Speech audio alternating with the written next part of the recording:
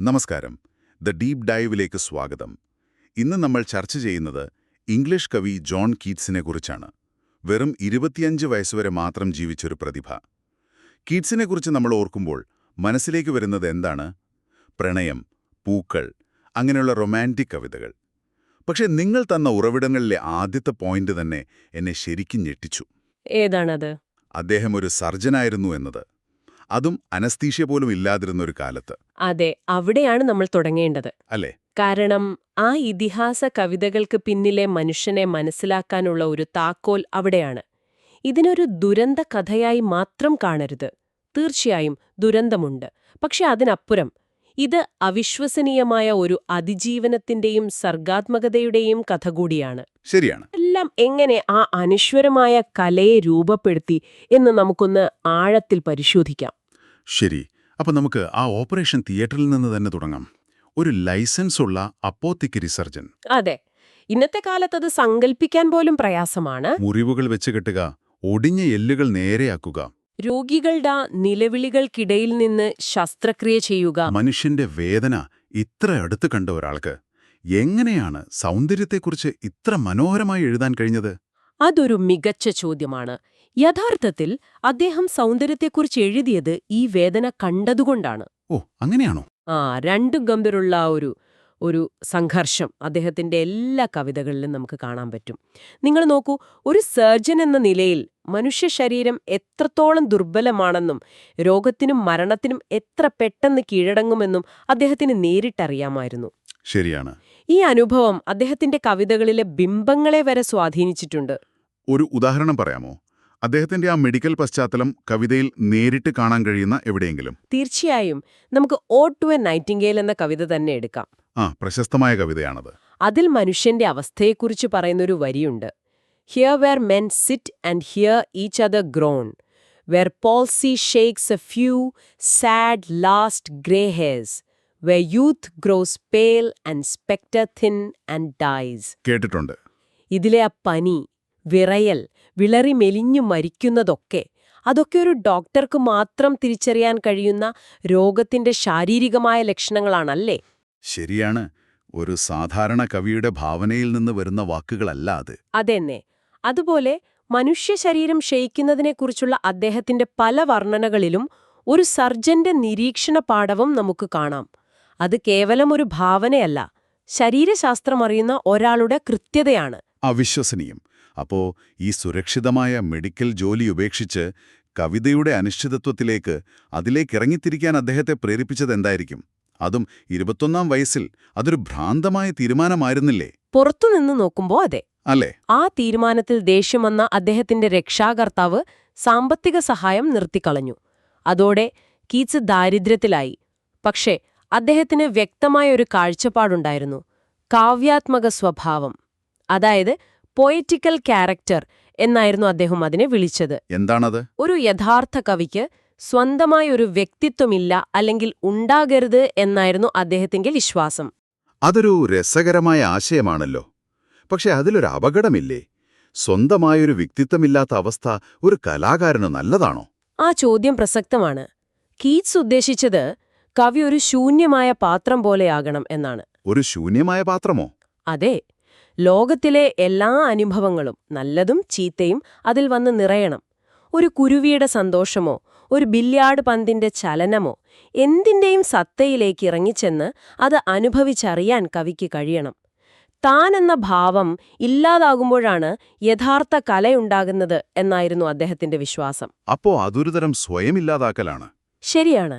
പക്ഷേ ആ വലിയ ലക്ഷ്യത്തിനു മുന്നിൽ മെഡിക്കൽ കരിയർ അദ്ദേഹത്തിന് വളരെ ചെറുതായി തോന്നി. അപ്പോൾ ആ തീരുമാനമെടുത്തതിനു ശേഷം വെറും 2-3 വർഷങ്ങൾക്കുള്ളിൽ സാഹിത്യ ലോകത്തെ തന്നെ മാറ്റിമറിച്ച ഒരുപിടി കവിതകൾ അദ്ദേഹം എഴുതി.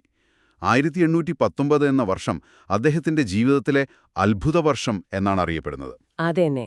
Odd to a nightingale, ode on a Grecian urn, to autumn. ഈ പ്രശസ്തമായ ഓഡുകളെല്ലാം ആ സമയത്താണ് പിറന്നത്. അതെ. ഒരു പ്രത്യേക വിഷയത്തെ അഭിസംബോധന ചെയ്തുകൊണ്ടോ അതിനെ പുകഴ്ത്തിക്കൊണ്ടോ എഴുതുന്ന ഗംഭീരമായ കവിതകളാണ് ഓഡുകൾ. ഉദാഹരണത്തിന് ഗ്രീഷ്യൻ ഏണിനോട് അദ്ദേഹം നേരിട്ട് സംസാരിക്കുകയാണ് ആ കവിതയിൽ. ഈ കവിതകളുടെ ഒരു പ്രത്യേകതയായി പറയുന്നത് അവയുടെ ഇന്ദ്രിയപരമായ ഗുണം അഥവാ സെൻഷ്വസ് ക്വാളിറ്റിയാണല്ലോ. അതെ, അതൊന്ന് വിശദമാക്കാമോ? കേൾക്കുന്നവർക്ക് മനസ്സിലാകാൻ ഒരു ഉദാഹരണം പറയാമോ? തീർച്ചയായും. ടു ഓട്ടം എന്ന കവിതയില് അദ്ദേഹം ശരത്കാലത്തെ ഒരു വ്യക്തിയായി വർണ്ണിക്കുന്നുണ്ട്. ആ. ധാന്യം എത്തിക്കുന്ന കളപ്പുരയില് കാറ്റിൽ മുടി പാറിപ്പറന്ന് അലസമായി ഇരിക്കുന്നൊരു രൂപം. ആ വർണ്ണന വായിക്കുമ്പോൾ നമുക്ക് ആ വിളഞ്ഞ ധാന്യത്തിന്റെ മണം കിട്ടും, ആപ്പിൾ നീരിന്റെ മധുരം അറിയാൻ പറ്റും. ശരിയാണ്. അദ്ദേഹം വാക്കുകൾ കൊണ്ടൊരു ചിത്രം വരയ്ക്കുകയല്ല ചെയ്യുന്നത്, മറിച്ച് നമ്മളെ ആ അനുഭവത്തിലേക്ക്, ആ ഗന്ധങ്ങളിലേക്കും രുചികളിലേക്കും നേരിട്ട് കൊണ്ടുപോവുകയാണ്. അതാണ് കീറ്റ്സിന്റെ മാന്ത്രികത. അതെ, എന്നാൽ ഇത്രയും മനോഹരമായ കവിതകളെ അന്നത്തെ സാഹിത്യലോകം സ്വീകരിച്ചത് വളരെ ക്രൂരമായിട്ടായിരുന്നു. വളരെ ക്രൂരം. അദ്ദേഹത്തിന് നേരെ നടന്ന ആക്രമണങ്ങൾ വ്യക്തിപരമായിരുന്നു എന്നാണ് നിങ്ങളുടെ ഉറവിടങ്ങൾ പറയുന്നത്. തീർത്തും വ്യക്തിപരവും വർഗപരവുമായിരുന്നു. ബ്ലാക്ക്വുഡ്സ് മാഗസിൻ പോലുള്ള അന്നത്തെ പ്രമുഖർ അദ്ദേഹത്തിന്റെ കവിതകളെ കോക്നി സ്കൂൾ ഓഫ് വേഴ്സ് എന്ന് വിളിച്ചു പരിഹസിച്ചു. കോക്നി സ്കൂളോ? അതെ, കോക്നി എന്നത് ലണ്ടനിലെ തൊഴിലാളി വർഗത്തെ കളിയാക്കാൻ ഉപയോഗിച്ചിരുന്ന ഒരു പദമായിരുന്നു. ഓഹോ. ഒരു സാധാരണക്കാരനായ, സർവകലാശാല വിദ്യാഭ്യാസമില്ലാത്ത ഒരാൾ എങ്ങനെ കവിത എഴുതാൻ ധൈര്യപ്പെട്ടു എന്നായിരുന്നു അവരുടെ ചോദ്യം. മിസ്റ്റർ കീറ്റ്സ്, തിരിച്ചു നിങ്ങളുടെ കടയിലേക്ക് പോകൂ, മരുന്നുകുറിപ്പുകൾ എഴുതൂ എന്നുവരെ അവർ എഴുതി. അത് സാഹിത്യ വിമർശനമല്ല, ശുദ്ധമായ അധിക്ഷേപമാണ്. ഇത് അദ്ദേഹത്തെ എങ്ങനെ ബാധിച്ചു? അത് അദ്ദേഹത്തിൽ വലിയ ആത്മവിശ്വാസക്കുറവുണ്ടാക്കി. ഒരു വശത്ത് സാമ്പത്തികമായ അരക്ഷിതാവസ്ഥ, മറുവശത്ത് ഈ ക്രൂരമായ ആക്രമണങ്ങളും. അതെ. ഇതിനിടയിലും അദ്ദേഹം എഴുത്തു തുടർന്നു എന്നതാണ് അത്ഭുതം.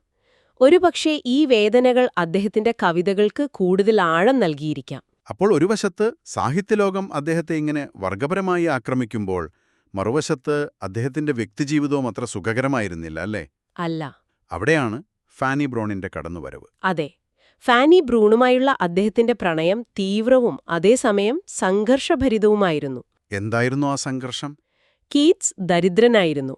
ഒരു കവിയെന്ന നിലയിൽ അദ്ദേഹത്തിന് സ്ഥിരമായ വരുമാനമൊന്നും ഉണ്ടായിരുന്നില്ല. ശരിയാണ്. അതുകൊണ്ടുതന്നെ ഫാനിയുടെ കുടുംബത്തിന് ഈ ബന്ധത്തിൽ വലിയ എതിർപ്പുണ്ടായിരുന്നു.